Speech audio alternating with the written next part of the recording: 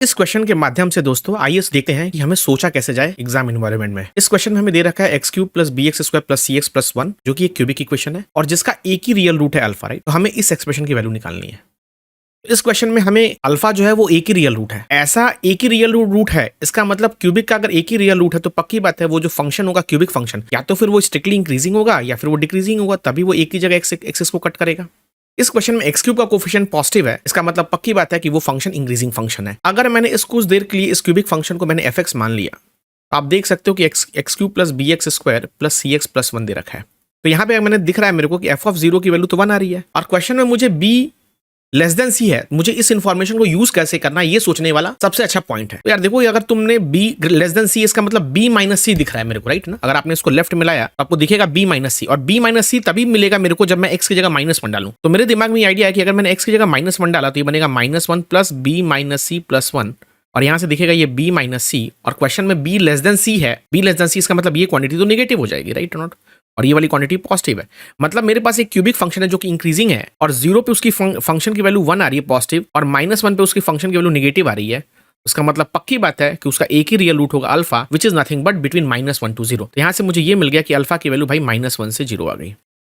ये सबसे important information था जो कि इस क्वेश्चन को देखते ही हमें आइडिया लगना चाहिए था। अब बात करते हैं इस एक्सप्रेशन पे। आ जाइए, इस एक्सप्रेशन में मुझे दिख रहा है कि 2 tan इनवर्स 1 tan इनवर्स, और कोसेक अल्फा की जो वैल्यू होती है वो 1/sin अल्फा होती है, और कोसेक अल्फा को हम लिख सकते हैं 1/sin अल्फा, राइट नॉट। और tan इनवर्स, और इसको मैं लिख सकता हूं 2 sin अल्फा, और सेक स्क्वायर अल्फा को अगर मैं नीचे लाऊंगा तो बनेगा cos स्क्वायर अल्फा, उसको लिख सकता हूं मैं 1 - sin स्क्वायर अल्फा। बस अब आप देख सकते हो कि tan इनवर्स 2 sin अल्फा अपन 1 - sin स्क्वायर अल्फा, ये वाली जो वैल्यू होती है, जिसने भी इनवर्स ट्रिग्नोमेट्रिक फंक्शन में डबल एंगल पढ़ा होगा, तो ये जो वाली जो वैल्यू होती है बेसिकली कितना होता है, 2 tan इनवर्स अल्फा के बराबर होता है, राइट ना। मैं यहाँ पे लिख देता हूँ कि tan inverse 2 sin alpha is equal two upon 1 - sin square alpha. ये जो क्वांटिटी होगी तुम्हारी हो जाएगी 2 tan इनवर्स sin अल्फा के बराबर होगी, बिकॉज यहाँ पे अल्फा -1 से 0 के बीच में है। इसका मतलब sin अल्फा जो होगा वो भी तुम्हारा -1 से 0 के बीच में होगा, करेक्ट। तो यहाँ से ये मिलेगा मेरे को 2 tan inverse of 1/sin alpha, और ये जो क्वांटिटी होगी basically 2 tan inverse sin alpha.